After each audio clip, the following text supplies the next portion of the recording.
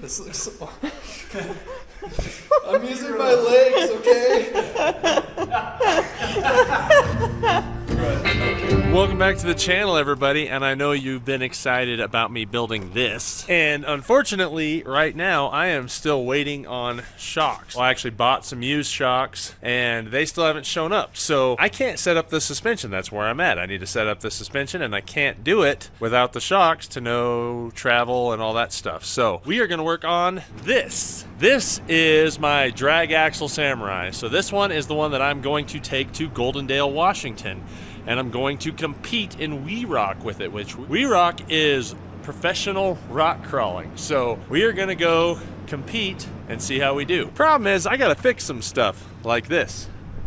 I got a leak. I also need a clutch. I'm thinking about putting a hand throttle on, and I might even need to beef up the front end a little bit. This thing used to be welded in the back, which is fine for rock crawling. When it comes to competitive rock crawling, you need to be able to do front digs, and so it now has an electric locker that I actually had somebody put in while I was busy working on the Pacer.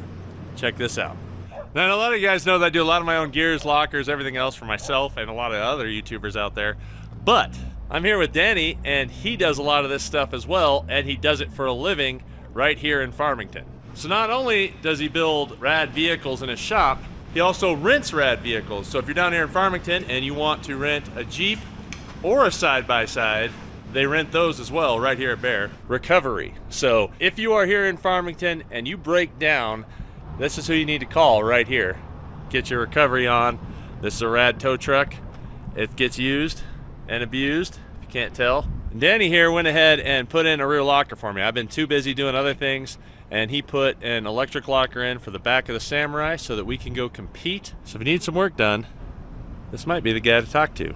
I'm Danny. I own Bear Automotive here in Farmington, New Mexico. I just like to work on cool stuff. So if it's cool, bring it by. We'll take a look at it, see if we can get you back on the road. And yeah, if you tear something up, just give us a call. We're way cheaper than tearing up more rigs. I've seen it multiple times. They'll tear up more rigs and then they call me. Just definitely hit me up before you tear things up. And maybe you don't have your own rig. Well, they also do guide trips. So if you want to come down here, get a hold of Bear Automotive, they will take you out into the Glade, out into Chokecherry, or even out into Largo Canyon where I filmed with Rudy. So check that out.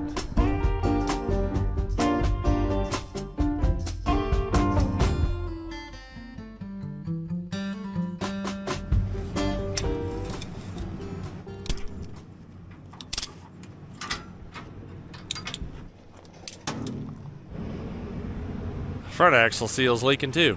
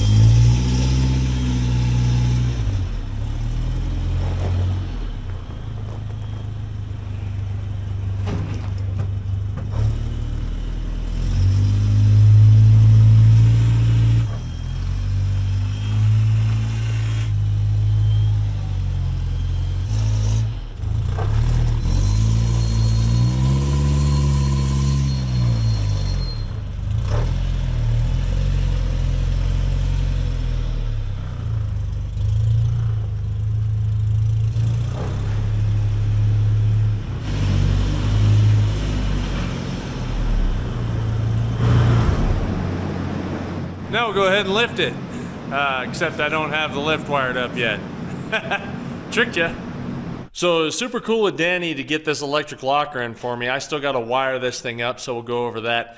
And really all you got to do in most cases is just pull your bearings, pull your shims, put them back in, and check your backlash. You don't have to change your pinion depth when you're putting in a locker or anything like that, because your pinion depth to your ring gear isn't changing. It's just maybe changing side to side. So everything folded right back in, everything looked good. You got the same 8 thousandths backlash, and we're good right there. Now I don't have any oil in it yet either, so I need to remember to do that.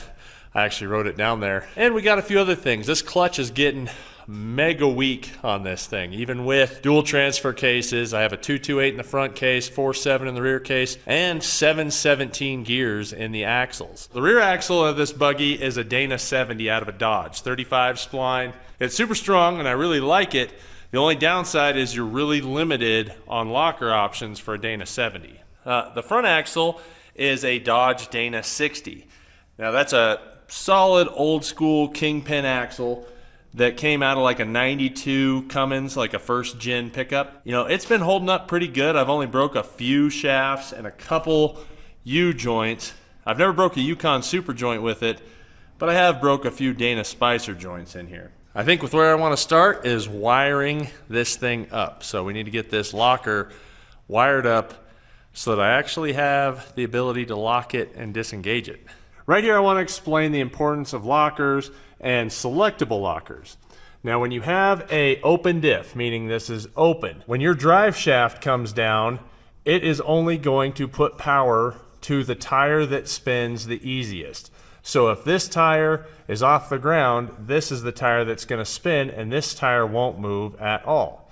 Once it's locked, and whether you have a spool or a Yukon Grizzly or something like that, now both tires will continually go forward. As you put drive, it puts power to both axles 100% of the time, every time. Here's an overshot of my buggy. With the spool in the back, both tires are spinning 100% of the time, every time. The problem is when I want to turn, these tires are still trying to go straight. As you turn a vehicle, this tire spins more rotations than this tire. So with it locked up, it is actually just trying to walk the back end up as opposed to just letting it turn. Thus forth, why I'm going with a selectable locker. So when I can unlock this and I want to turn, only one tire is going to spin, and that's going to allow my front end to turn much sharper as I crank the front end and keep the rear locked up. It's going to allow it to front dig over this way. Once I get back into the rocks, I can select the locker and go back to going forward and being locked up. So hopefully that kind of breaks down the importance of why I need a selectable locker, especially for competition. Now you can get, like I said, you can get away with a spool for rock crawling and you're on a 100% budget like this thing was originally, or you can throw in a selectable. I've even done Grizzly lockers in the back that have just enough give to kind of let you go around if you have the rear end unlocked. And what I mean by that is you have an ability to disconnect your drive shaft to the back some way or another. So in this case, because they don't make a Grizzly locker for a Dana 70, I went with an Auburn Ected, which I think now they've renamed to Select-A-Lock. That way I can just push a button, disconnect the back end, and then that's gonna at least give me the ability to walk the front end over without the rear end trying to push this rig straight. And I can tell you, just by driving it in the driveway, I noticed a massive difference on how this thing handles without it being spooled in the back. Well, looking at this thing, fortunately, you don't have to be a genius to put this together. Literally, here is your plug wiring harness. They give you tons of cord here. So you plug it into your axle where your locker is, run it up wherever you need to so it clears all your suspension components, won't get cut up. And then you have your switch, you have your inline fuse, you have your ground, and then you have your power. Like, it's pretty straightforward to be able to do this and lock it and unlock it in the back. Alrighty. Now, one thing I will suggest, this kit comes with these as zip ties. Number one, these aren't very big, they're not very strong. Secondly, these are not UV rated. So when you find the lighter colored zip ties that are white or clearish, you know, whatever you want to call these, they are not UV rated. Where these ones are. These are UV rated zip ties, and these are the ones you want to put anywhere where the sun might see them. So the way I routed it is I came up here to my upper control arm, went all the way across, and then gave myself a little bit of hoop there too. So I got some play here, I got some play there. I can trim off my zip ties with a flush cut, and then we'll be good to go. And then I can start moving my way through the chassis. I also chose the upper control arm because it's the highest out of the way. Odds of a rock getting up in above there are not always impossible, but they're a lot less possible than me hitting my lower control arm for sure. All right, I got it fed up to the seat, and this is about a perfect spot to stop, pull my belly pan, because I got to do my clutch anyway. I can get that drivetrain out, and then I can feed this wire exactly where I want it, on the opposite side of the exhaust, right up in here into my dash, so that I have access to it for the switch.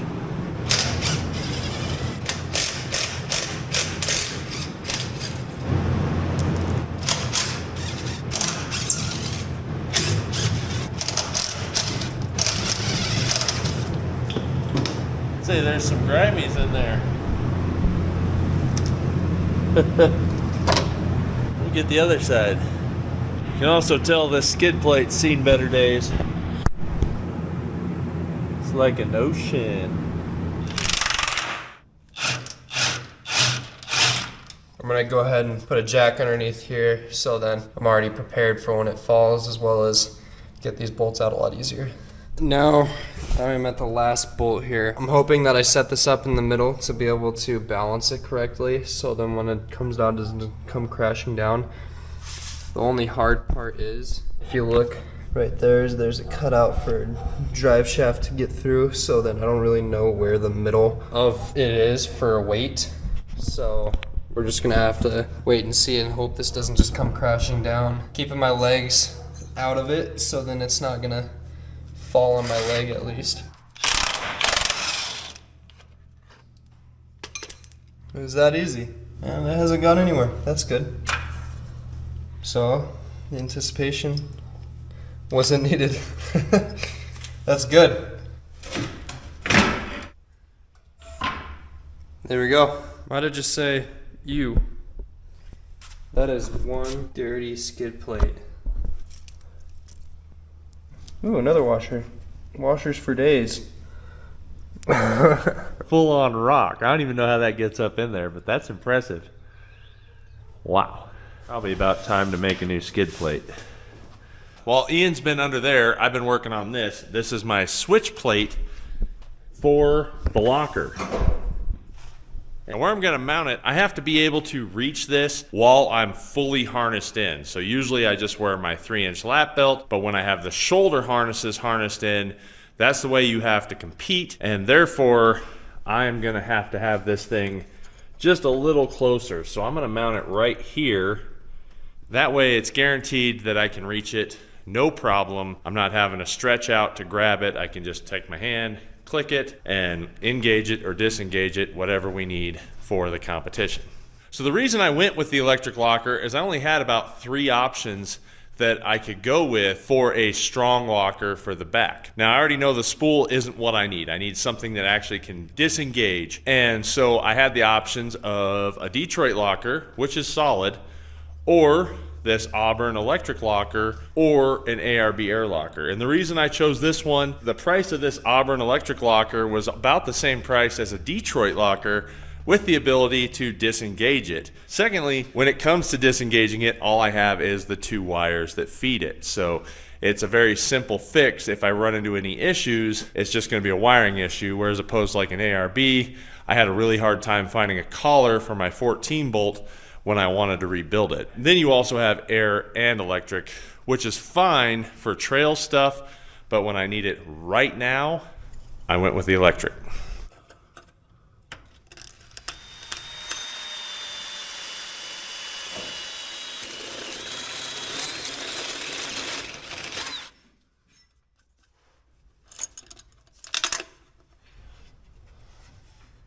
Now because my dash is removable and I have this bolt here holding this, I'm going to do a poor man's tab for the base, which is just a washer. So all I'm gonna do is hold this there, set it where I need it, and then I can give it a nice little tack, and then we can bolt it in and hold it on, just like that.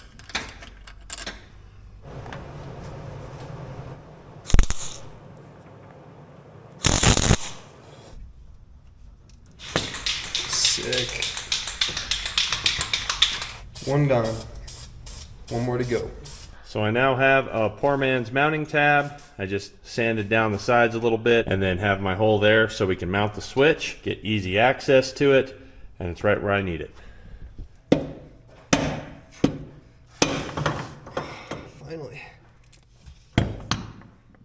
something like that. Now I didn't make it tight yet because I still want to get in here and mess with the wires and figure out where I want everything, but at least I have access to the locker. Right here's my homemade cross member. I took all the bolts out for the transfer case mount. Now I just have bushings on each side that I need to remove the bolts, and then we can drop this out and we'll have to hold the transmission and T-cases up. Now this thing is leaking bad. I obviously got a front output seal on this transfer case that's leaking pretty bad. I ordered some new ones. Hopefully I'll have them here soon. I also ordered a new clutch slave cylinder because if we're gonna go ahead and do the clutch, I usually, if it's hydraulic, I like to do the slave cylinder at the same time.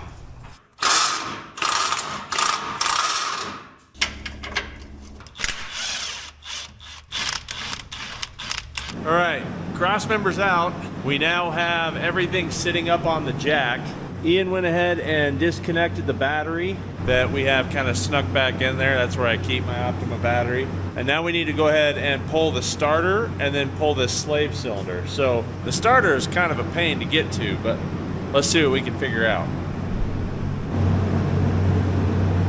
All right, we got the other bolt out. We can pull the starter out of the way here, just so that it's not gonna catch nothing. That'll be good. Now we just need to pull all the bolts out for the bell housing. All right, so we got the top bolts out. They weren't as hard as I thought. You know, the battery's up there, but we were able to get in there okay. Now I just have these two last bolts right here. I moved the jack into the middle of all this stuff, so hopefully we can just pull these two and be done. Think I've ever used this thing off-road? Look at that oil pan. Toyota tough, I'm telling you what.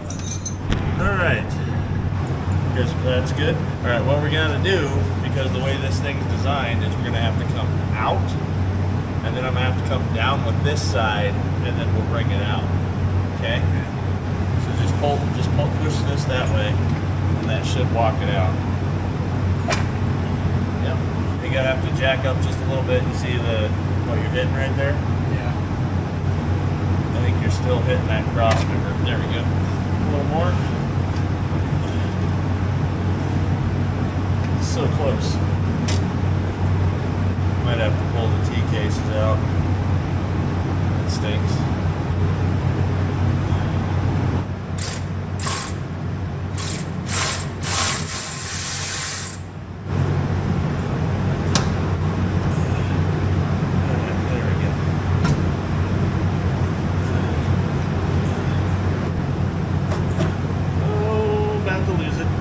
Not to lose it. Hanging from the shifter. There we go. That's some nasty soup. Let's do it all. All right, so we got the transfer cases out. I went ahead and tore it apart and just re-sealed the doubler because it looked like it was leaking there. And we checked all the gears. This thing was actually super low on gear oil, so I'm really glad that I took it apart so that when we put it back together, we're gonna fill it all up. But I'm gonna pressure wash that. We're gonna see if we can get the transmission out now.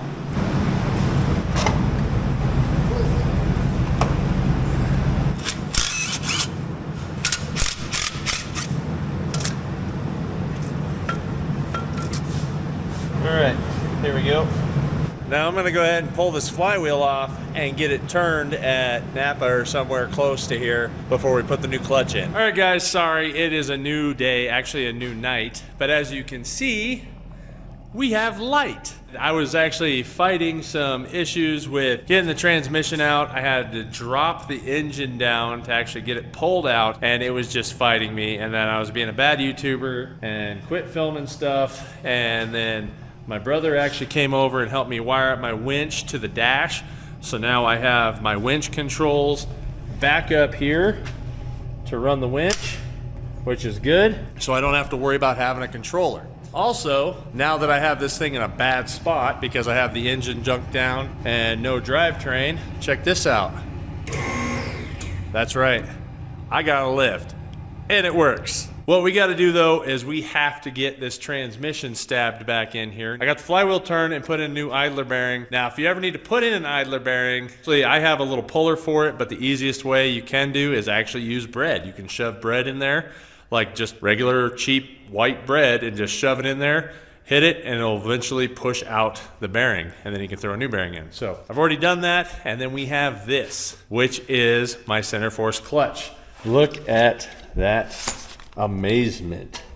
Oh yeah. Which is good, because I shouldn't ever have to do a clutch again once I put this in. And when you gotta drop an engine to pull the transmission out, I don't wanna ever have to do the clutch again on this buggy. So here's my turn flywheel and my new idler bearing. We have the clutch here.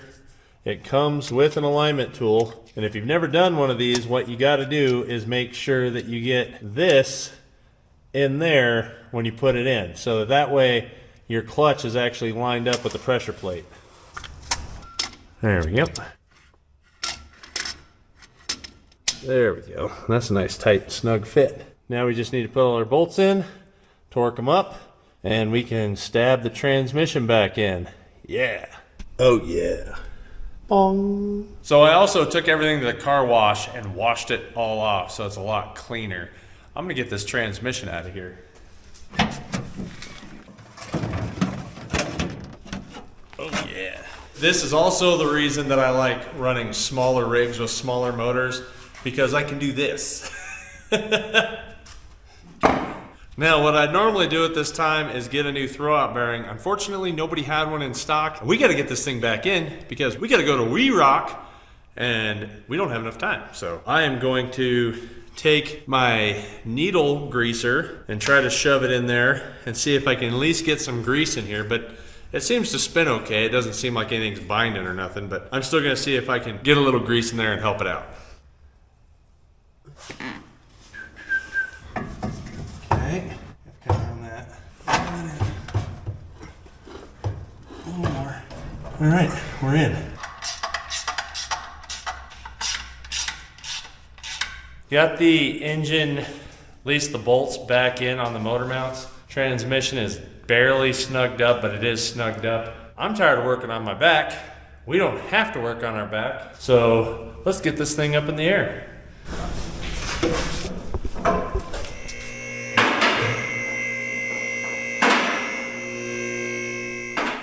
It's up in the air. Now time for the transfer case. Let's see if he's as strong as Dad. I think so. Now before we get the transfer cases in, I can feed all the wiring here and here. I have a rear winch and I have this, which is the locker wiring. So I'm gonna go ahead and feed all this and zip tie it up against the propane line, my fuel line, and we'll get it all the way up front.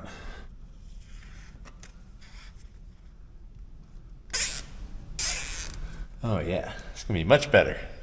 Okay, so this thing was absolutely puking gear oil. Come to find out, the front nut was actually loose on this. So I'm gonna go ahead and change this seal anyway because I don't want to take a chance of anything leaking on these T cases again because I don't like leaky stuff. We're gonna pull this seal and I got some new ones and we'll put one in. It's always fun to pull a seal when you got the shaft in there, but that came out pretty good. So one of the things I like to do before putting a seal in is I like to get grease on the rubber part of the seal. That way when I go to slide the yoke or whatever is going in there, it's got a little bit of lubrication before the oil hits it. And I don't know about you guys, but I almost always use crimson grease because it's a high heat and can seem to handle better and it seems to be more waterproof than other stuff. All right. I'll just tap that in and we'll be good.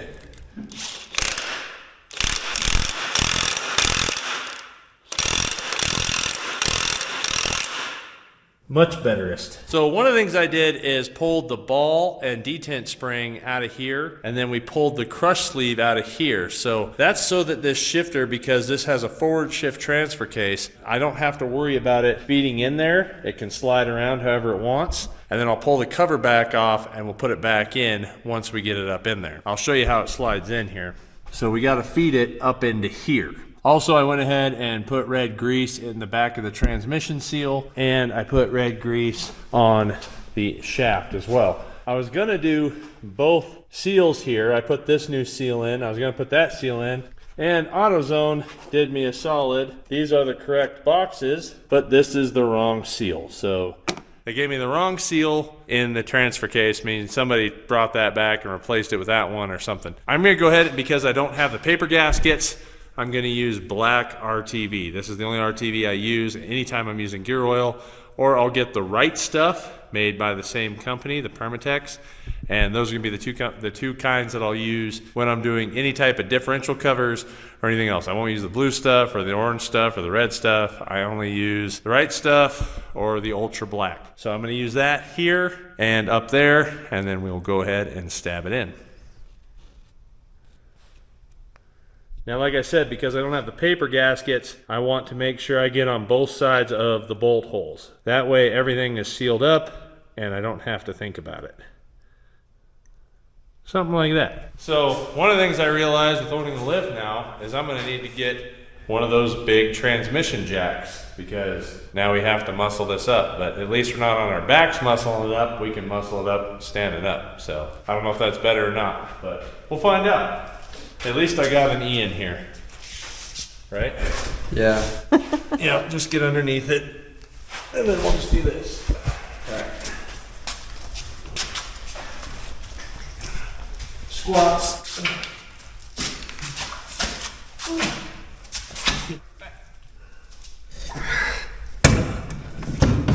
There we go. Up a little. Oh. In a little. Up a little on your end. The transmission is sagging just enough that we're gonna have to get it up to get this up. Great. Get under here and push up on this as hard as you can. This looks so... I'm using my legs, okay? Crud. Okay, one more time. All right, 3, 2, 1. Oh, too much, too much. Oh, no. Oh! Oil in the face. All right, ready? Yep. I'm gonna go less this time. Okay. 3, 2, 1. There. Now let's do it. I don't think the transmission was in gear. Oh, really? So we were just trying to spin a neutral transmission. That makes sense. Yeah. All right, try it again. Down a little. There it is. We got it. Okay. Bolts. There we go. All right. So we made a transmission jack from our Harbor Freight off-road jack and a piece of conduit, and it worked. All right. Got all the bolts in right here, and Ian's just working out his knee muscles from leading with his pudding cup. It's so true. Although, I can't give him all the grief. I asked Shanna to chalk both sides of this tire, and she tried putting this board over here with that one already there. Somebody may have failed physics. I don't know. Yeah. My physics were good. I was using leverage, so as far as I'm concerned, no matter how I do awkward it quantum is. physics. I don't do macro physics. So, just in case you ever need a transmission jack for a lift, Harbor Freight sells an awesome Badlands off-road jack, and you can get some 1/2-inch conduit at any local hardware store. It works perfect. Good to go. Alrighty. New day. The only fresh oil on the ground is coming out of my diff cover here, right there. So it looks like I got a very mild pinion seal leak too. Don't know if I'm gonna have time to fix that, but I can always do that pretty easily. And then definitely diff cover and definitely an axle seal. You can see how wet it is around here. But no transmission or transfer case leaks, which is a huge plus. I ended up having to torch the crossmember out, and a lot of that fell into this reason why. The bolt had actually seized into the sleeve, and so I don't have another bushing this size for my homemade crossmember, so I'm gonna take this one, shave it down. The sleeve's the right size for the bolt. I just need to make this fit in there. First things first, I gotta clean out all of the old boogery milted polyurethane that's inside of here.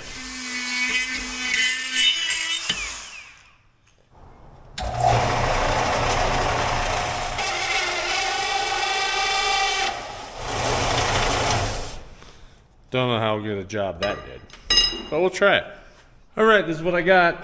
It'll work. Bushings in, sleeves in. We're good to go. Let's get this thing on. One thing I'm going to 100% do is anti-seize these bolts so I don't have that problem again. I was probably too lazy to do it last time, and that's probably why it seized up. That, and I couldn't tell you the last time I had this thing apart. All right, got it up in there. Ian's tightening them down now. And I can tighten up my motor mounts again. Then we can put in drive shafts. Ooh.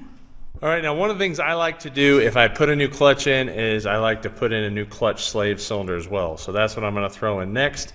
We'll set it in under here and bolt it up. If you've never used a style like this, there's also hydraulic clutch up there, so you have a hydraulic master cylinder as well. It seems to be working just fine. I'm not worried about that. And then you bleed it right here. So you have to have somebody in the vehicle pumping the clutch, and you bleed all the air out right here. It goes in right there. Pretty simple, pretty straightforward. I just like to have new pressure, new fluid when I do this. Goodbye old, hello new. It's pretty straightforward, but once you push the clutch, this extends out and it pushes in and then decompresses the clutch so that you can be in neutral to shift. Nothing much different than mechanical clutch, other than you don't have to worry about frame flex and then your mechanical clutch not working. One of the things I can't stand is trying to strap down my rig. Now, we all know that if you strap down your rig, you want your straps forward. You don't want them cross-strapped, because if one breaks, it'll actually try to pull that rig that way. Now, you're always trying to hunt down a point to hook to that won't fall off. I get tired of that as well. So I got a hold of Barnes. I got these. These are weld-on axle straps. So if you have Max straps or any of the other good straps out there that latch on, you can just hook it right in there, and then you don't ever have to think about it. You weld them up high on your axle, hook it up, and you're done. It makes strapping down so much quicker, so much faster, so much nicer. If you want a 10% discount on any Barnes parts, make sure you use the code COLT10, get 10% off.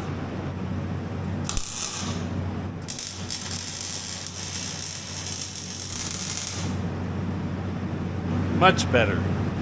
All right, got these welded in. Normally those clamps are designed to weld directly to your axle. They're rounded for a 3-inch tube, I believe. But because I have this older school truss in the way, obviously I just had to weld them onto the sides. It'll still work. It'll still ratchet it down. We'll be good. All right, everything's in. We didn't put the skid plate in because I want to be able to get in here to mess with any wiring or anything I need to do. I need to fill up all of the fluids. So we're gonna go ahead and let it down, and that way we can bleed the clutch. So much better than having to go up and down underneath it. I make this thing go up and down. That'll be good. Look at that lift kit. It's got a lift kit.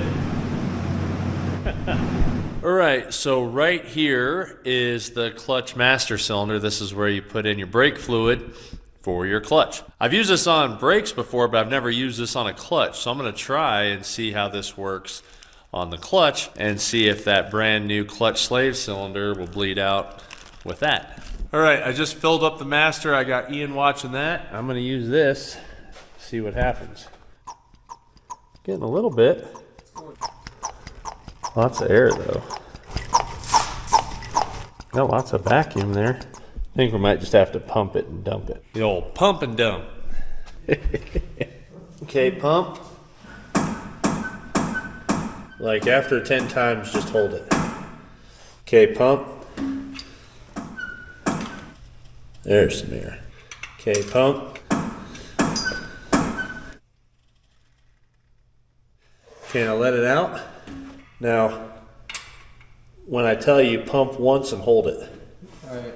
Pump once. Now pump it.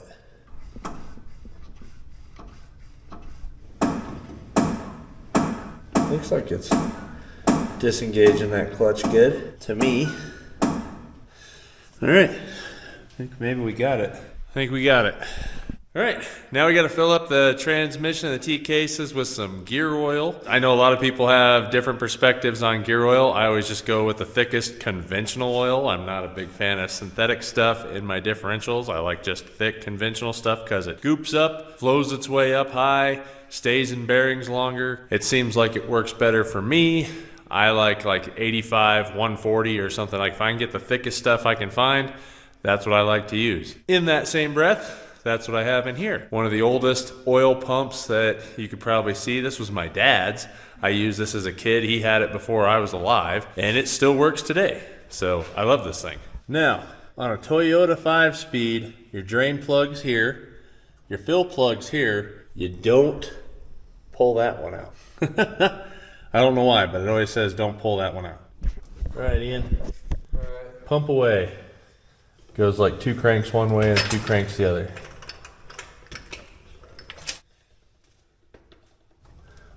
Oh, we're good right there. Oh. There you go. All right.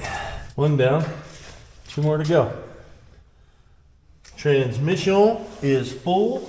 Time to do the T cases. Now, this old Marlin setup doesn't have a fill plug for it, so I can fill from the top, or I can try to get all the gear oil in here and hope that it works its way through. It normally won't, so I'll just fill the top. There we go.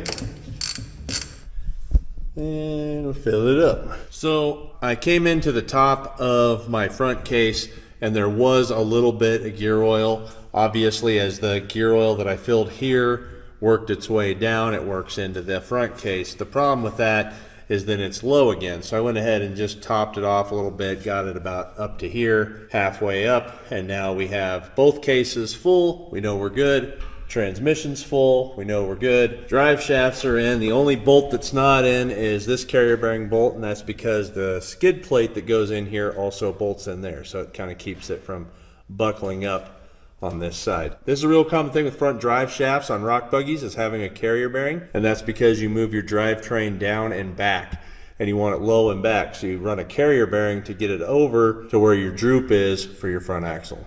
All right, so we did a bunch of little things too, like I changed out a couple Zerks on my CV drive shaft for the rear, or double cardan if you want proper terminology. But the Zerks were flattened out, so I changed out the Zerks, greased all the U-joints, everything in there, just a bunch of little petty things, zip tied up some wires and just moved some things around. And today is Sunday, so like we had church this morning and then now it's 10 o'clock at night, so we're calling it a night, and we're gonna get up early and crack down on this thing because there is still a lot to do. But my brother did come by and paint marked my name on there, and my spotter is gonna be Rick Jenkins.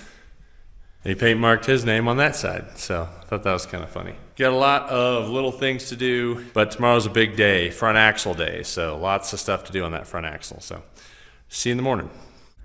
Bow, new day. And today I got to tear apart this front axle because I have an axle seal leak, I have a diff cover leak, and in the Wee Rock competition, if you're leaking fluid, you actually take a deduction, you take a penalty for it. So I'm going to get these fixed because we don't want any leaks. I don't want leaks anyway, but this is starting to get a little bit worse than I would enjoy.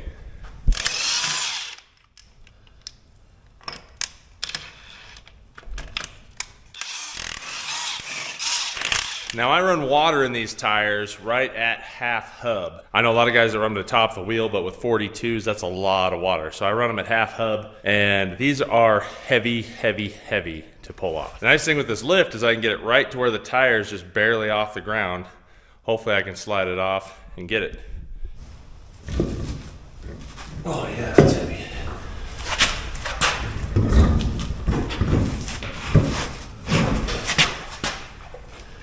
Bouncy heavy. Ugh. Well, that was easier than it was before, for sure. Still not easy. In case you're wondering, the water in the tires thing is something I've been doing for many years. For many years, but it's really specifically for rock buggies only. You don't want to put this on the road. You don't want to try to drive around with water in your tires. You're going to get massive tire hop at about 40 to 50 miles an hour.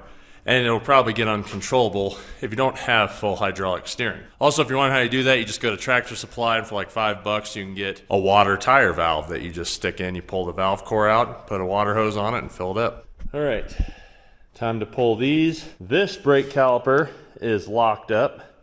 That's new. Also, that brake caliper is locked up. That's not new. I have a new one of those. I had to go get another one for the front. And what was funny is O'Reilly's only had driver's side ones and AutoZone only had passenger side ones. So I got one of each. So I have one driver and one passenger. Either way, we'll start tearing this thing apart. One of the things I want to show you is this brake line. This super long brake line works great, but this is not the way I would normally route a brake line. I'd normally go with a single line down the middle and come across the top of the axle and then do little short lines. I did that on the S10. I showed you guys how to do that when I was on Bleepin' Jeep. I'll probably do the same for the Girth Mobile race car when I build that, but we have got to get this thing ready. Let's start tearing it apart.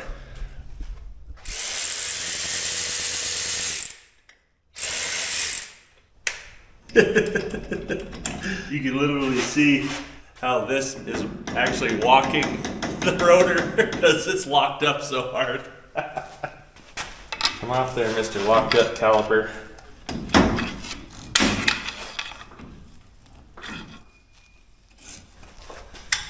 There we go.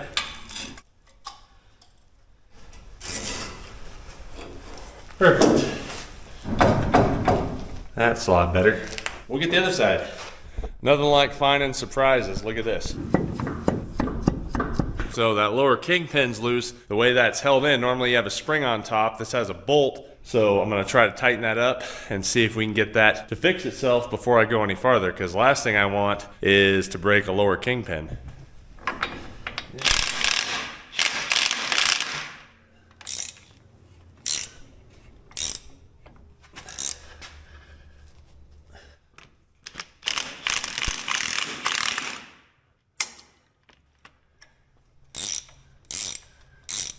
So all you do is you just snug that down. That puts pressure, pulls the kingpin up into the bearing. Once that's tight, you just tighten that big nut back up, and then you're good. Pretty simple setup. You just have to pay attention to them on occasion. I'm gonna check this one now. This one's got a little bearing play. Nothing loose there, so.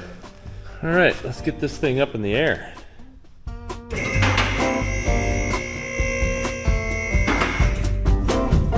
Right. I am loving this.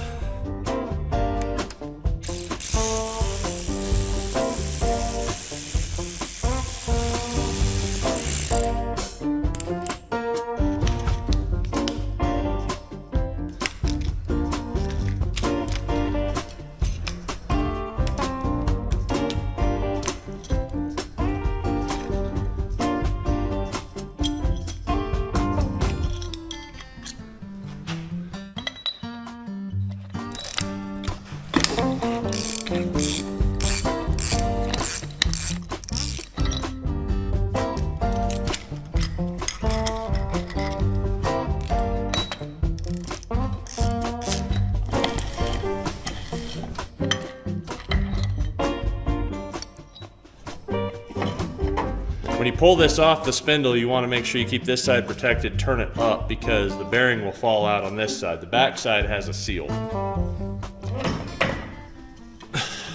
See?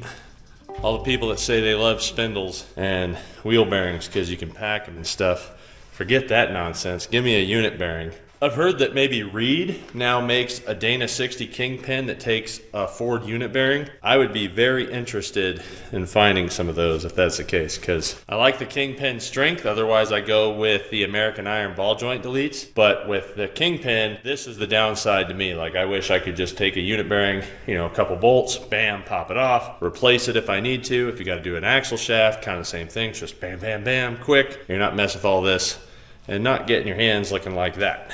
As bad. Now, only because you guys hate chrome sockets on impacts, I'm doing that also because an impact socket does not fit in here to get these nuts off.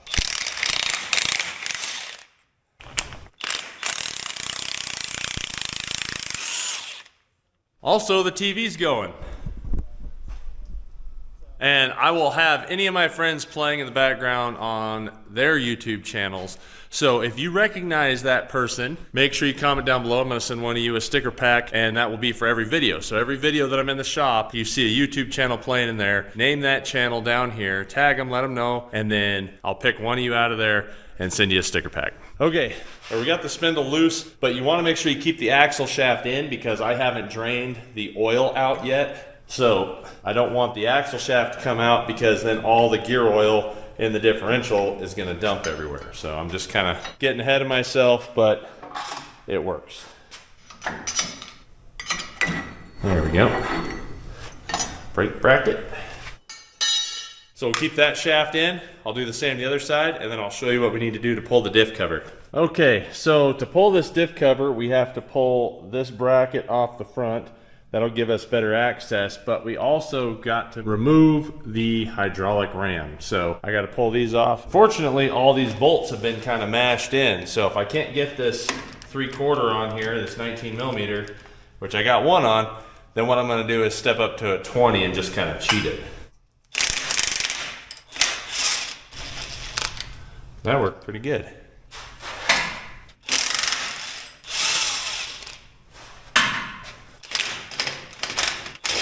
Now we need a 20. These lower ones see a lot more rocks. Cool. Pays to have 20 millimeters. Now, if you ever do a full hydraulic ram, you really do want ones that are grooved in like this for your clamp. That's going to help out drastically to keep that ram from ever moving. I've also seen, like Jesse Haynes built little caps for the sides here, just like little weld-on sides that keep the ram from being able to ever move. Because if this moves, it usually shears your hydraulic lines off, and then you have no steering, and it's a bad day. I'm just gonna pull these bolts out here because it's a threaded C, so I don't have to put a nut on the back side or anything, and then I can pull the steering out of the way, and then we can pull the ram up out.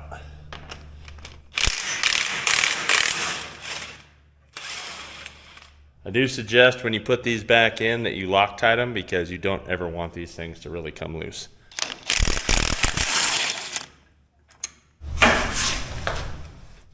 Shimmy shims. All right. Cool. Easy enough. Now all I gotta do is pull the cover off for the ram truss, and then we can pull the diff cover off and hopefully catch all this oil. Now what I did go ahead and get is one of these taller oil pans, so that way I can drain this thing out and not have to drop the vehicle back down or hope that I catch it in an oil pan on the floor. I just need to update on all my other stuff. Well, at least the gear oil looks pretty decent. That thing ain't even sealing because I had one bolt left and I haven't even hit the diff cover or nothing with a hammer. That thing had been shifting pretty hard for a while.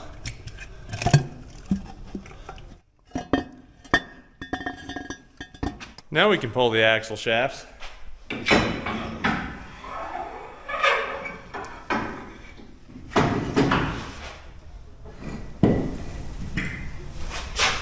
One of the things here that I always stress when you're pulling out a locker or pulling out your differential of any kind is make sure that your caps go back on the same way. So you don't want them flipped over, you don't want them on the opposite sides. In this case, you can see a letter B here that's barely stamped in right there, and there's one right here that's stamped in sideways, so the letter is actually aimed down. They also did 2 pin marks here, and there's 2 pin marks right there, where this side has 3 pin marks, and there's 3 pin marks here, and you can barely see that letter B inside those pin marks. This letter B is vertical as well, so we know that this side's the top on this one, and this side's the top on this one. Make sure you don't mix those up. The inside there is my Yukon Grizzly locker. So we're gonna go ahead and pull that out, pull out my 717 ring gear because I have 717 gears front and back, which in my opinion, if you have low pinion axles, best gear set you can have. If you have a small motor, I'm a big fan of 717s. I put 717s in my rear steer Sammy as well. But we'll go ahead and pull this out and then we'll see what we need to do next.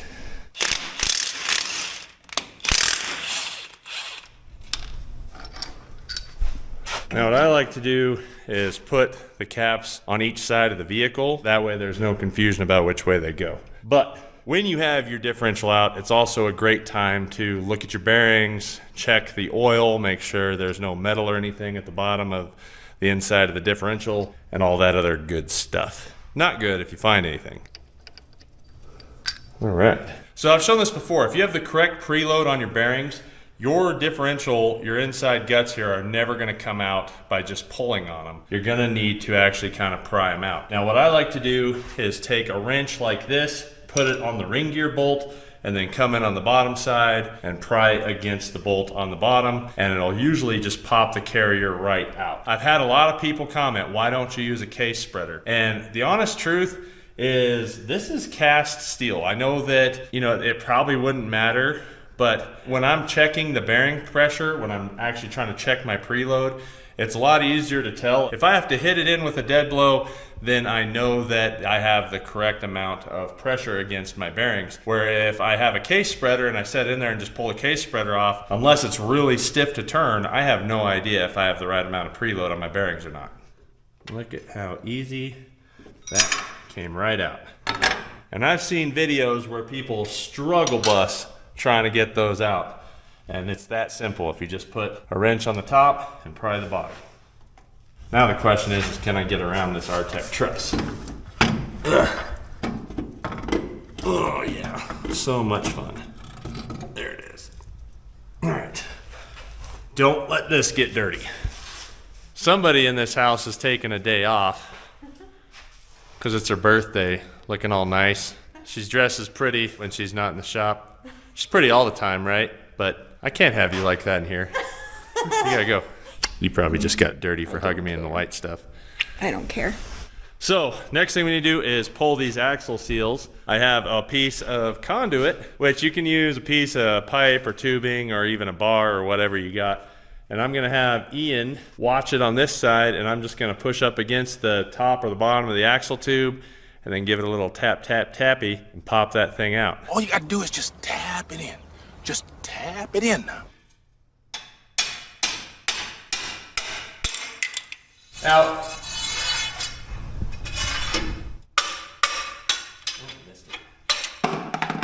Out. All right.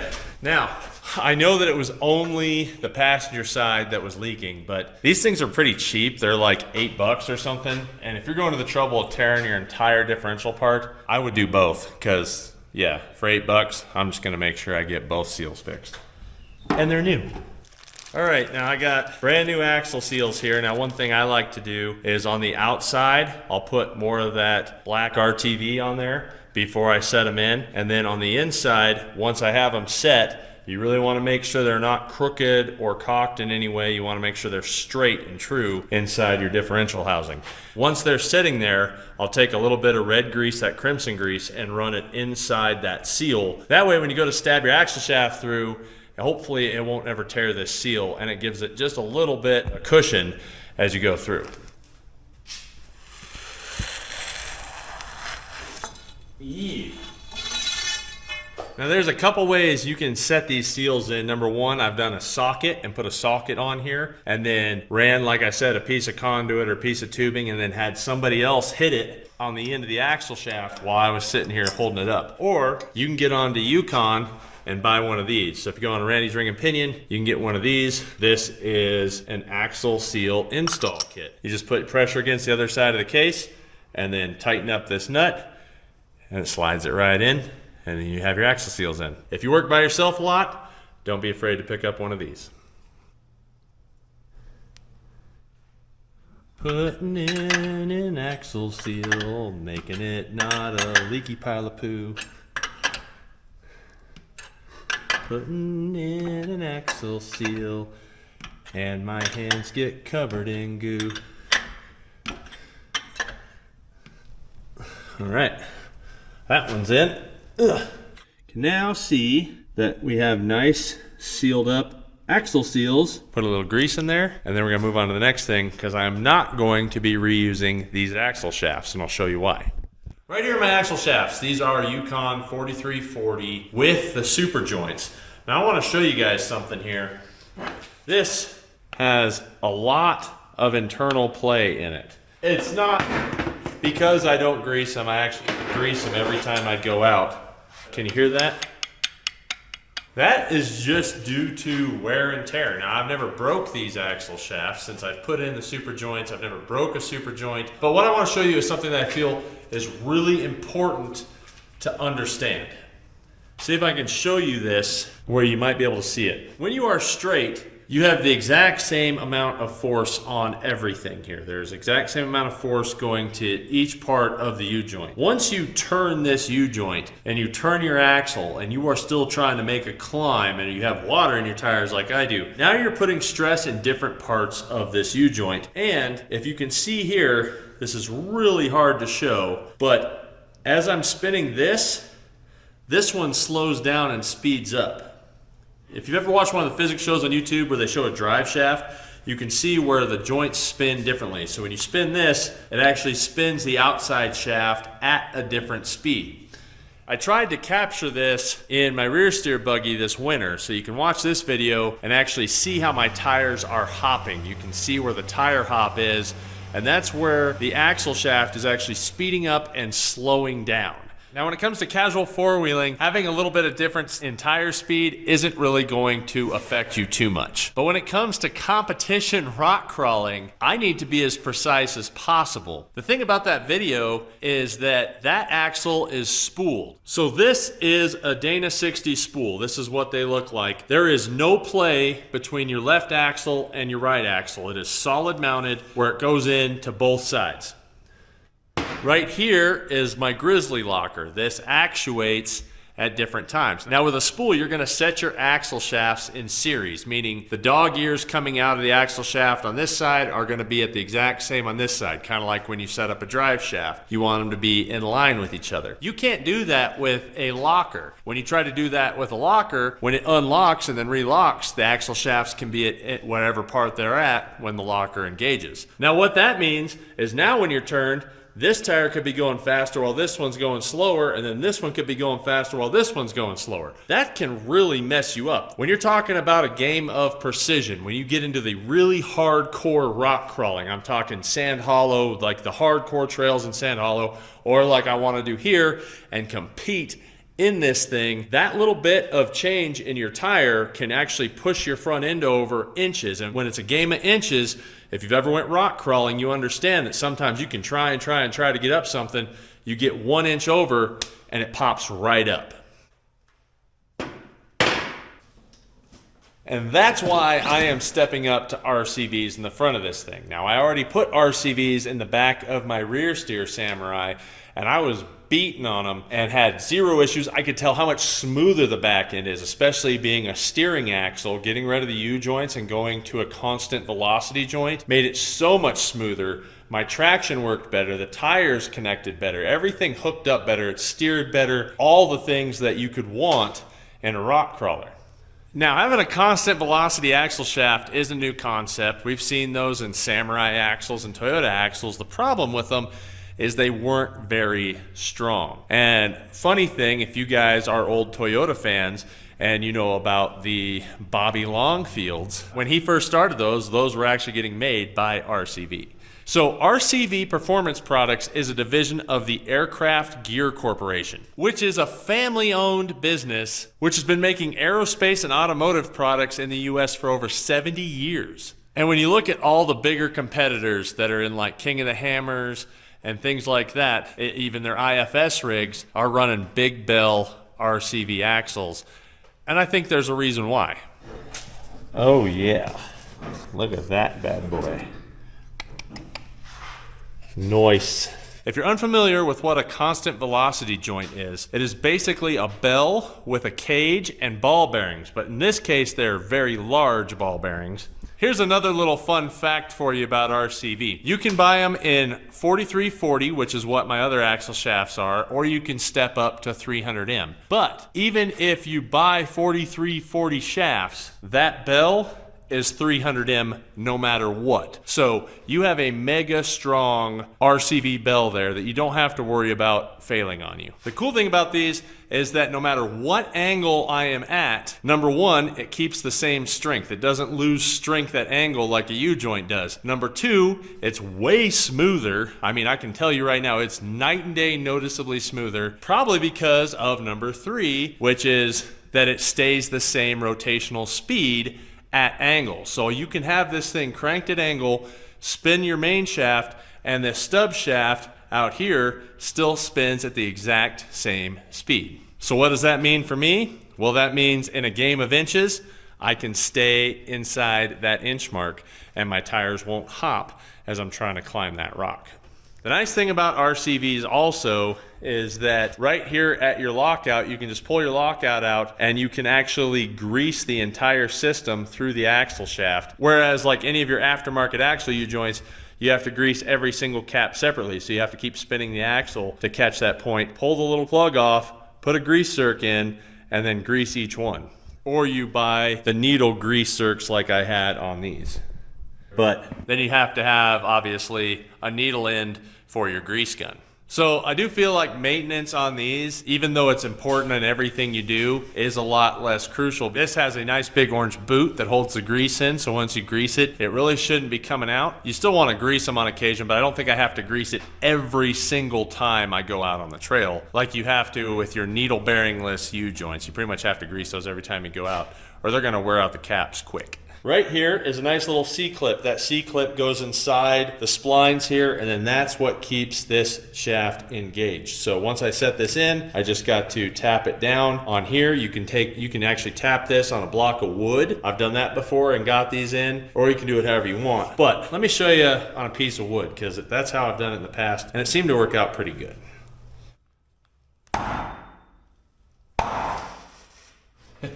I'm making my propane mad up there. There it is. And if I'm worried about it, I can always go this way. You can see that it's in there real nice, and it's that simple to put together. Basically, if you ever had to change this out and rebuild it, you come in right here, and you can hit that bell with a dead blow, and you can usually pop them off as well if you need to. Now here is the one thing that people have an issue with, and that is getting the boots on. One thing I suggest to do when you're getting ready to do RCV axles is go put these someplace warm. Set them in the sun, let them get nice and warm, and they're gonna go on a lot easier. The other trick is throwing zip ties in right here around the bell. So you put 4 or 6 zip ties in there, you put the boot on, and then you can tap it in. I'll show you how to do it here in a minute. But the boot actually has to go in back here, so you can't get it in from the front of your axle. You have to turn it and put it in back here, and that's how you get that in there. Some models of Dana 60s, you do have to open this up just a little bit to fit that bell, which I had to do with, I have solid knuckle 60s on my rear steer Sammy, and I just had to take my die grinder and just smooth this out. Real easy, not a lot of metal, but just a little bit of material to get this bell through, because that bell is so big and so strong. So for me, the major advantage with that is I don't have to go to a spool in the front to keep the same tire speed at turn. I can keep my grizzly locker in there, throw my RCV shafts in, and no matter where that grizzly locker engages, I'm turned. My tires are gonna go the same speed, the same momentum, and they're not gonna hop. They're not gonna push me off a rock or slide me in a way that I don't wanna be. Now the easiest way to check to see if you need to open this up for this bell is just go in like this. And see, this one fits perfect, so I don't have to do anything. But I know, like I said, a Kingpin solid knuckle is a little bit thicker material here, so you do have to massage that out with a die grinder. Nice thing is I don't have to do that on this one, so that's a win. All right, now I already have one of these grease guns with RCV grease in it, so I put an RCV sticker on it so I remember it. But when you buy the axle shafts, they do come with synthetic moly CV grease. Now it is a very specific grease for these things that keeps your warranty. So if you want your lifetime warranty, make sure you use the right grease. But what I'm gonna do is just go ahead and grease this up, pack it in really, really good where this thing is smooth across the top before we slide it on in there.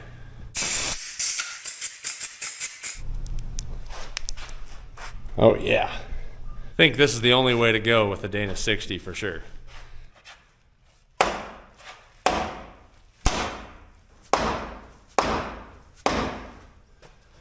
Yeah.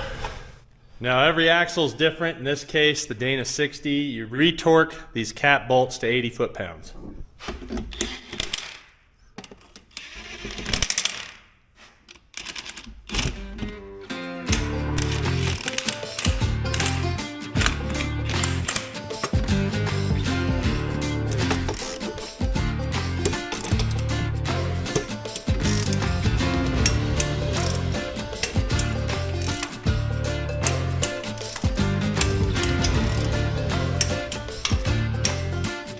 Cool. Locker reinstalled. Set my boot in, straighten the knuckle out. Boot's nice and hot because we're in New Mexico and it's 100 degrees out. Now it's probably hard to see because this shaft is anodized black, but I have red grease as well on the end of this thing. One, so it slides in the seal, doesn't hurt the seal. Two, this is where the seal's gonna sit. So doing this helps a lot also with actually putting some grease on that axle seal. Because I didn't grind this out at all, this bell barely fits in here. So normally you can just throw your zip ties in this way. I am going to throw my zip ties in like this, where one end is in the bell and the other end is sitting out. So pretty simple setup. We just got to get them in there. There we go. Now what we have is zip ties on the edges of this boot, and then we have the bell up against it. So the trick is to hold this side back here with a fork and then tap the end of here with a rubber mallet or a dead blow. Got the boot? Mm-hmm. Okay, so Ian's holding the back of the boot here, and I'm just gonna tap this.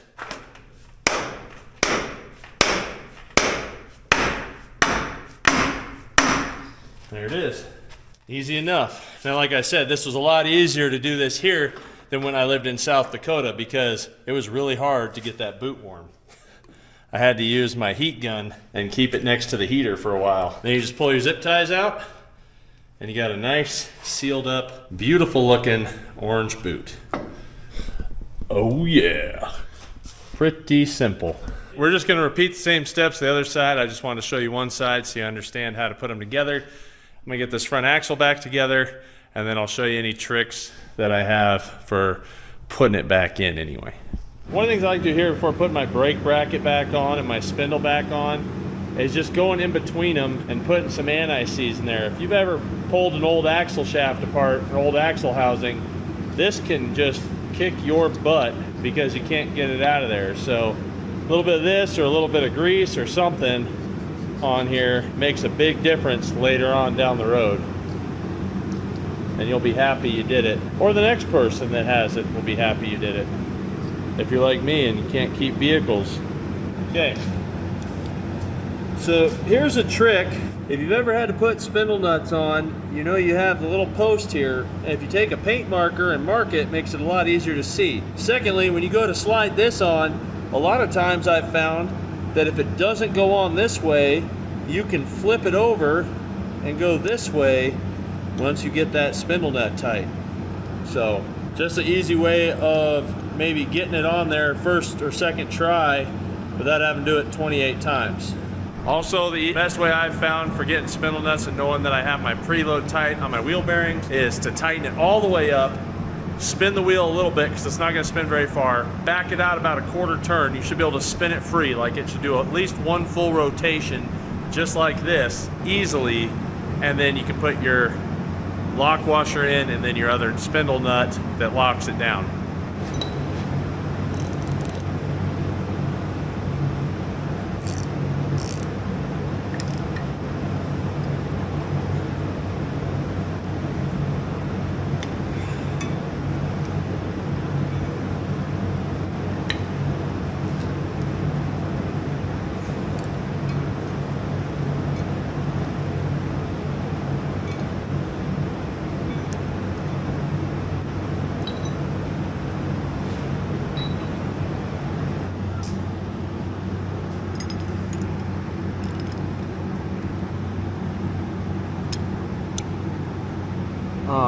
Just barely.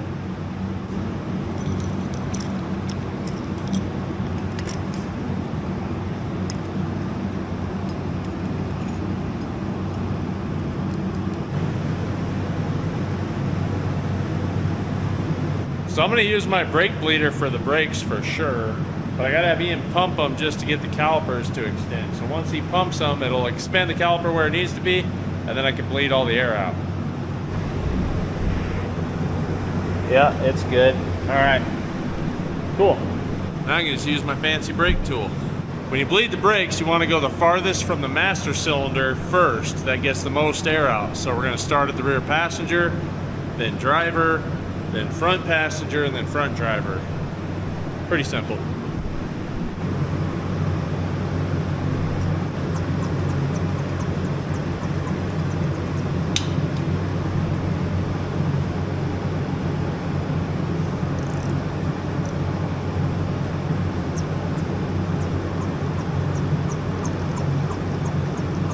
So yeah, I'm being a bad YouTuber. I am not recording stuff right now. I am just rushing to try to get this done. And we put a new caliper on the rear, put a new caliper on the front. I went to bleed them. The rear bled. I had to heat up this bleeder. It finally came out with that. Fortunately, I had some spare bleeders. So I put a new bleeder in there, got the rear to bleed, and then the front wouldn't bleed. No matter what I did. I ended up heating up the master cylinder, and then it started bubbling fluid out. So then we'd pump the pedal and nothing again. So my master cylinders went bad. I don't know how long it's been bad. I've probably only had one break on this thing for who knows how long at this point. And I don't have another exact master cylinder. So what I do have is this one. This came out of a T100. This one, it was out of a Land Cruiser, I believe. And so what I'm going to do here is drill the end of it so I can put my pressure switch in for my brakes. One thing you guys might not know is I have had these Icon drill and tap sets from Harbor Freight for actually a really long time before they came out to the public. They reached out to me, wanted me to try them out because, you know, I'm a pretty big stickler on having a decent tap and die set, and Harbor Freight didn't have a great name. These things would break, right, when you'd go to use them. And so I actually set these ones up, used them before they brought them out to public. I can tell you I've had really good luck with them. I haven't had any issues with them. I treat them pretty rough, and they all seem to work. So that's a very good thing. That means they've stepped up their game. They changed the metal, they changed something, and these things work. So if you're looking for a quality budget tap and die set, I would check into these because I've had, like I said, they work good. Now I need to drill that out with an R bit.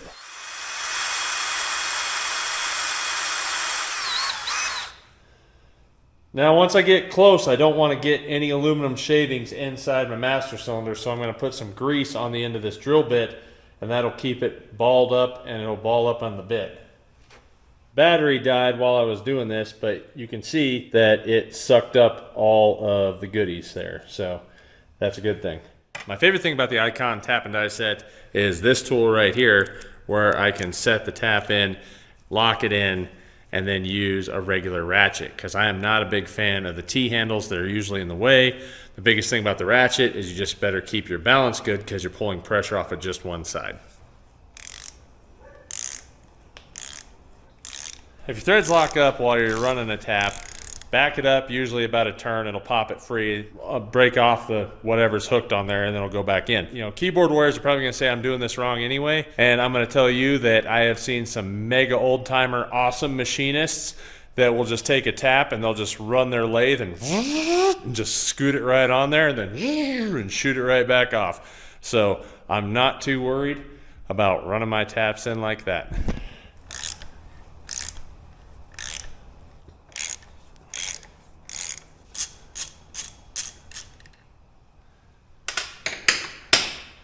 Warranty voided. T100 fits right on. And the nice thing about a T100 master cylinder is it's a 1-inch bore for half-ton axles, which I have half-ton brakes on my 1-ton axles. So theoretically, this should work. Getting lots of air bubbles there, which is good. Shanna's pumping away. And now I get to start over from the beginning all the way on the back caliper and work my way around. So this thing should work on the front end because I went ahead and hit this with a screwdriver and only fluid came out of the back, nothing came out of the front. Now I put heat to it and then something came out of the front, so whatever's in there is just rusted solid. I always keep it in a plastic bag because brake fluid stuff is gross. But this was so much better. Not only do I have taillights again because the pressure switch is working, because I actually have fluid going to the front, but I had fluid actually go to all 4 calipers. So that's a win. We now have a working brake system. I'm not gonna know what to do. I guess I've only been running on 1 caliper and a locked up one in the rear, and I haven't even had front brakes for who knows how long. So now I got 4 working brake pads. Like, this thing's gonna lock up. These 42s are gonna be like, I'm gonna go ahead and get these tires on now. I'm gonna clean up my mess real quick with some brake clean, just make sure everything's cleaned up, and then we'll get these tires on, and then we can get this thing off the lift at least. Heavy, heavy, heavy.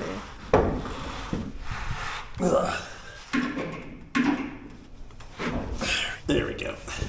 Got it. All right. Yeah, buddy.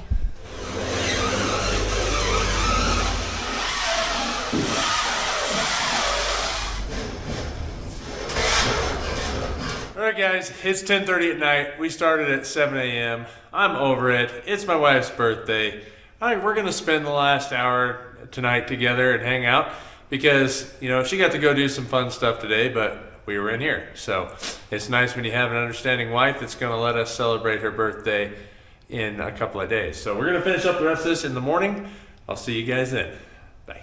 All right, new morning. The Samurai is down. Now we need to fill that rear diff still. I have my little mark that I wrote on there, no oil. Because of the pinion angle, I have it turned way up so that it clears rocks and everything, that you need to get a little more oil in it to get that pinion to actually catch oil. So you gotta jack up the back end, and then we'll go ahead and take the plug out and fill it up. So right now, Ian's got it up a little bit. We need to jack it up just a little higher and try to get it about as level as it should be, and then we'll go ahead and fill that up. And I'm gonna go back into the house real quick because I am trying to get a video out to you guys, and then once he's done with this, I think he's gonna go ahead and throw this skid plate back on as well.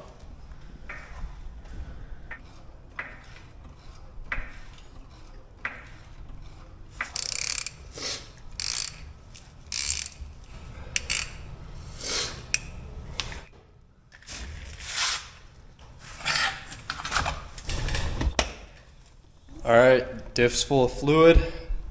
Just gonna tighten up this plug here, and then we're gonna get that skid plate on.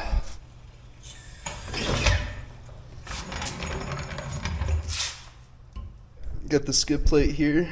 Now let's get it up. All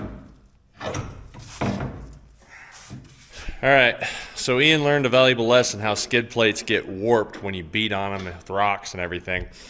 And you have to just jack up each corner one at a time, put the bolts in, and now we just have the middle one that goes to that carrier bearing. This is like a 2-person deal. So he's underneath, just holding pressure there, and then I'm gonna put the impact on it and zip it up. You got pressure against it with the...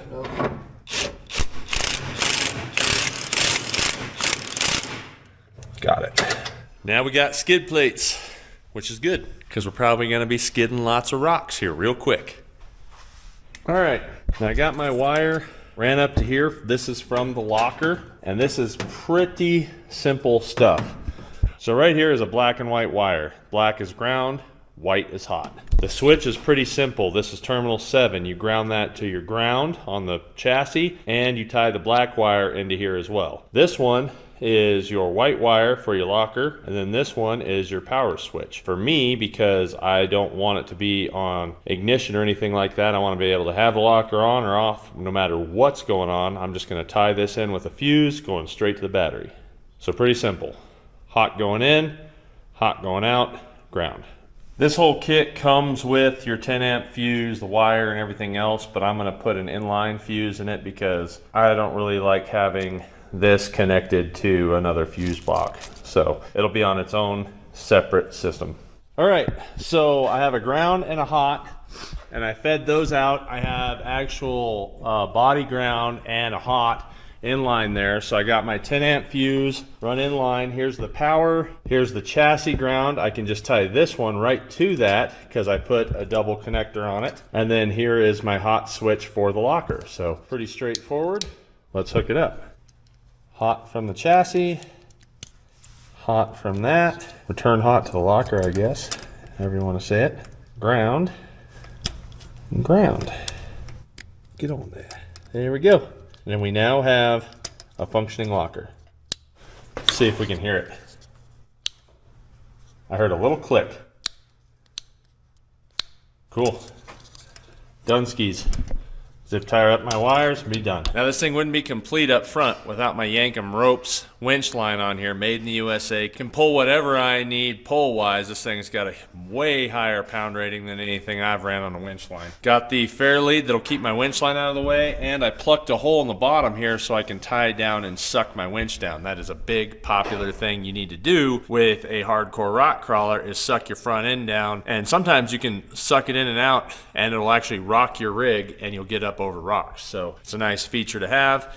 We have it on here. And if you need anything from Yankum Ropes, you can get 10% off using the code COLT10. We keep knocking things off the list. I do have a few more though. The next thing here is my hand throttle. Now, if you're unsure about running a manual transmission while rock crawling, I really enjoy it. But one of the things that I feel makes it so much easier is one of these. TerraFlex makes these hand throttles, and I can put it right here, mount it right onto my shifter, and then it locks, so I can actually hold the throttle up, keep my foot on the brake and the clutch, and just let the clutch out and run the throttle with my finger. So I do that a lot on my rear steer rig. If you've ever seen me wheel that thing on really extreme stuff, that's what I use it for, as I use the hand throttle all the time, because I'm bouncing around and my foot does this because I got a big old clobber foot. So it's like, because it's all torquey. So I'd rather just be smooth with my finger. All right, so you have a locking throttle control, and then you have a cable and a sleeve. And this sleeve is like super, super stout. But what you gotta do is you run the cable through all of this stuff to start right here, and then into your sleeve. And one of the things I like to do too is every now and again, especially if this thing sits outside like mine is, mine's a fair weather wheeler, is every now and again is spray a little WD-40 down that cable, and that's gonna keep it from ever failing. So we now have our cable set up. I can tighten it up however I need, but we're gonna go ahead and put this on my shifter. Now this particular setup is really set up for a Jeep Wrangler, so I am going to have to tighten this up some way or another, so I'm probably going to just put a rubber bushing on here so that'll hold it on. So it comes with a little rubber bushing. I just cut a slot in it and put it in because I'm too lazy to pull the shifter off. So once you get your hand throttle where you like it, I went ahead and put it in reverse, learned that the hard way, and then run your line wherever you deem necessary. And I got my cable tied into my original cable, and then I'm going to come off of my manifold here and go on it.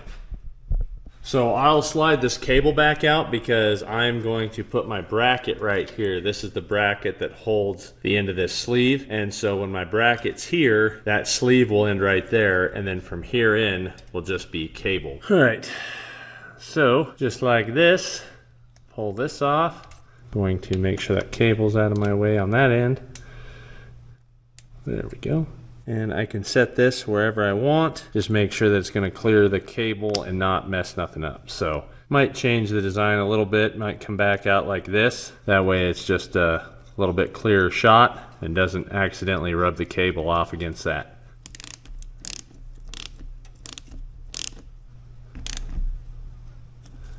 Perfect.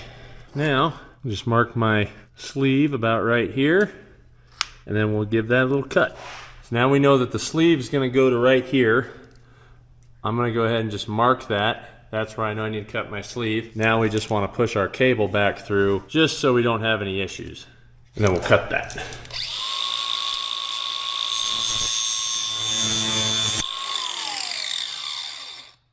Not straight at all. Now it is. All right, you want to push the cable in a little bit? Just keep feeding it. Okay, now push through. Okay, stop.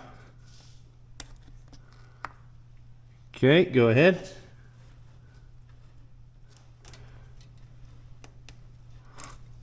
All right. Now I can't remember what I did on my Cherokee, which is also a manual transmission, but on a Toyota you can just pry these back a little bit, just enough to get the cable out, and then feed this up like this, and you can pop this cable right out. You just gotta bend that part out as well, and then that cable is gonna come right out, and then we can match this cable to that cable, and then I'll put it in a loop to where it sits on the end of it, and then it comes with a little crimper right here, if you ever seen these little aluminum crimpers, and I will crimp the cable back here so it'll be a nice long double loop all the way back, and then we'll have a hand throttle. So all I'm gonna do is match this and then fold it back to where it can sit on the end of it, something like that, and then we'll be good. And then I'm gonna put this one in so that it's looped it. So now this loop is on the end of the post, and now it ran in, and I can just tighten these down, and now when I pull this, which is my hand throttle, it also throttles it up. So now we have a hand throttle and a foot throttle, and we're gonna be in good shape. Plus, if I ever need to work on this, I gave myself a little bit extra so I can play with it if I need to. All right, we are done in here.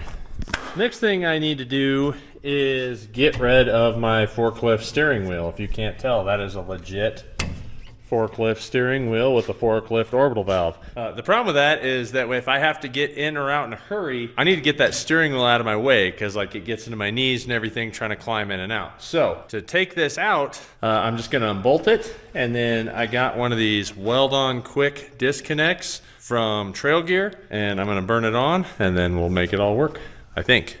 We'll try. First thing I do is pull that off. Hopefully that's not rusted in there like crazy. We'll put Bertha Impact 5000 on there and see what she does.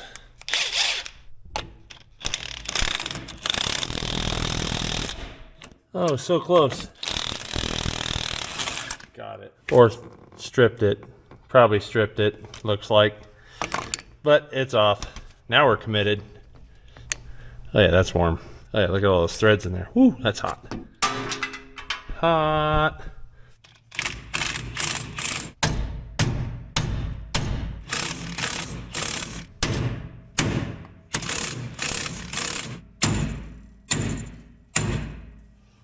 Well, fire made it pop. All right, little fire convinced it to do its thing. Look at how hard I had that thing pried on, man. This thing should sit right here on it. Aw, is almost perfect. Maybe I can drill that out a little bigger. I think that's what we'll try to do.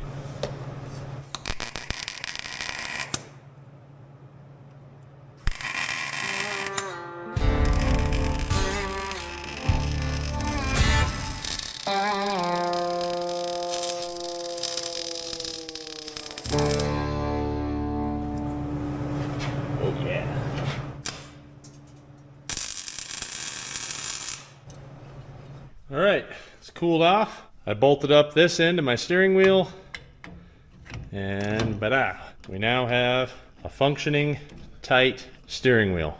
All right, guys, we did a lot to this thing in the last few days to get it ready to head out. We are leaving first thing in the morning, early, to head our way towards Washington to go to compete in Goldendale. So if you're in the Washington-Oregon border, I hope to see you there. Otherwise, just cheer us on from the We Rock Live link, and maybe we'll see you on that show. But hope you learned a few things anyway, and I hope you enjoyed working on this thing for days on end and having power in the shop. Shanna's hanging out in the bird's nest. This thing was a lifesaver. I don't think we'd have got nearly as much done. Well, I would phrase that. I would have got just as much done, been up longer, and my back would be hurting more. So we'll see you guys in the next one. Appreciate you watching. Bye-bye.